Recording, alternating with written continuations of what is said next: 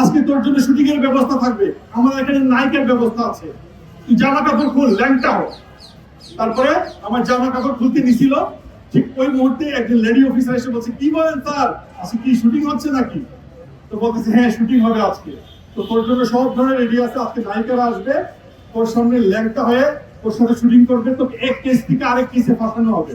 আমাকে 2 দিনের জন্য ঘুম করা হয়েছিল এবং আমার ঘুম করার স্টাইলটা এরকম ছিল, আমাকে ওনারা ফোন দেওয়ার পরে বলে আপনি 10 মিনিটের জন্য আসেন আমাদের এখানে চা নাস্তা খাবেন, তারপর 10 মিনিট পরে আপনি চলে যাবেন, কোনো সমস্যা নেই। এইভাবে আমাকে টানা 1 সপ্তাহ আমাকে ডিস্টার্ব করা হয় এবং যেই দিনটা ছিল সেই দিনটা হচ্ছে আমার বিবাহ বার্ষিকী, আমার ম্যারেজ অ্যানিভার্সারির দিন, 14ই ফেব্রুয়ারি এই বছরে।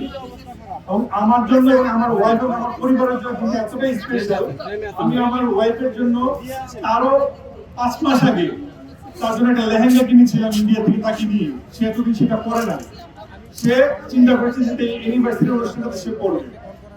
আমার পরিবারকে এমন ভাবে মানসিক ভাবে টর্চার করা হয়েছে, আর্থিক ভাবে টর্চার করা হয়েছে, তারা আমাদের কাছ থেকে আমার কাছ থেকে 3 লক্ষ টাকা নিয়েছে ক্যাশ, এবং আমার ওয়াইফের যত রকমের গোল্ড এবং অর্নামেন্টস ছিল সেগুলো বিক্রি করে ওই মুহূর্তে তাদেরকে টাকা দিতে হয়েছে।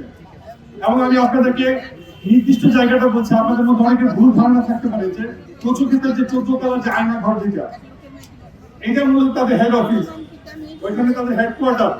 কিন্তু আমাকে যেখানে নেওয়া হয়েছিল সেই জায়গাটি হচ্ছে ক্যান্টনমেন্টের ভিতরে পুরাতন যে post office, Siraj Khaleda Memorial যে হসপিটালটা আছে, ওইখানে টেস্ট নামক একটা ডিপার্টমেন্টাল স্টোর আছে। ডিপার্টমেন্টাল স্টোরটা একদম পাশে, সাথে গেটটা চকলেট কালারের একটা গেট, ওইখানে 2 তলা একটা পুরাতন বিল্ডিং। হ্যাঁ, ঢাকা ডিটাচমেন্ট। আমি যেই রুমটাতে ছিলাম সেই রুমটার নাম হচ্ছে ডেল্টা 3, ওনাদের আবার কোড নাম্বার ইউজ করে ডেল্টা 3, আইফা 1, আমি ছিলাম ডেল্টা 3 তে। আমাকে যে পরিমাণ মানসিক টর্চার এবং যে রকম অস্ত্র আমি দেখেছি, এই অস্ত্রগুলো আমি মূলত সিরিয়াল কিলার মুভিগুলোতে দেখি, সাইকো সিরিয়াল কিলার মুভিগুলোতে যে টাইপের অস্ত্র ওরা ইউজ করে। আমাকে জমটুপি পরানোর জন্য ওরা রেডি হয়, কারো হাতে হ্যান্ডকাপ পরানো হয়।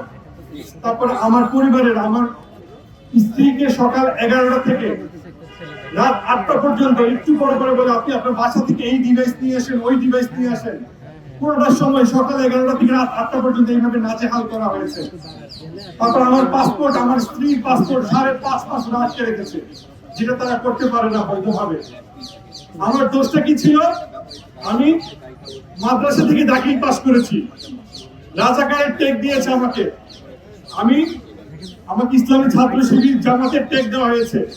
আমার কাছে অনেক ইসলামী বই নিয়ে আমাকে বলেছে তুই এটার সামনে নিয়ে দাঁড়াবি, তুই তো শুটিং করস, আজকে তোর জন্য শুটিং এর ব্যবস্থা থাকবে।